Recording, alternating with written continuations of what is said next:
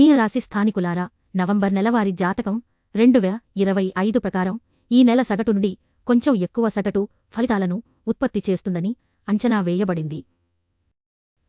ఈ నెల మీ కెరీర్ గృహం యొక్క పాలకుడు అనుకూలమైన స్థితిలో ఉంటాడు.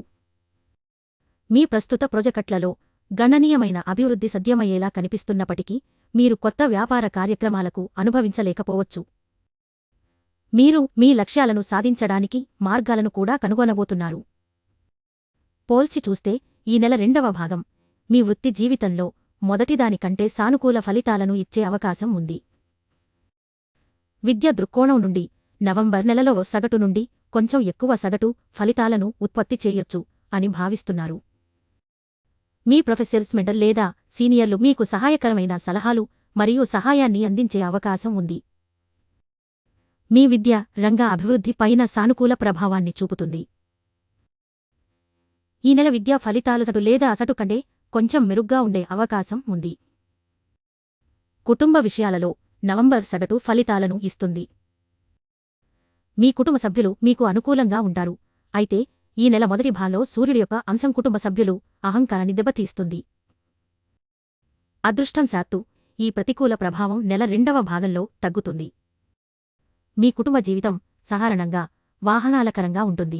మీ తోబుట్టువులతో మీ సమయాలు కూడా ఈ నెలలో సామాన్యంగా ఉంటాయి. ఒకరి భావాలను మరొకరు గౌరవించండి మరియు ఒకరి నుండి మరొకరు ప్రయోజనం పొందకుండా ఉండండి. మీరు మీ సంబంధాన్ని ఈ విధంగా సంప్రదించినట్లయితే ఫలితాలు నిజంగా ప్రయోజనకరంగా ఉంటాయి.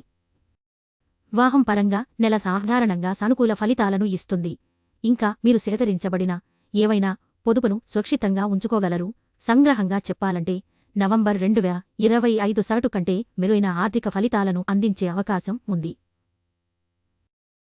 మీరు మునుపటి ఆరోగ్య సమస్యలను అధిగమించగలరని మరియు ఆరోగ్యకరమైన ఆహారం మరియు జీవనశైలిని అనుసరించడం ద్వారా మీ ఆరోగ్యం నెలలు అనుకూలంగా ఉంటుందని ఇది సూచిస్తుంది.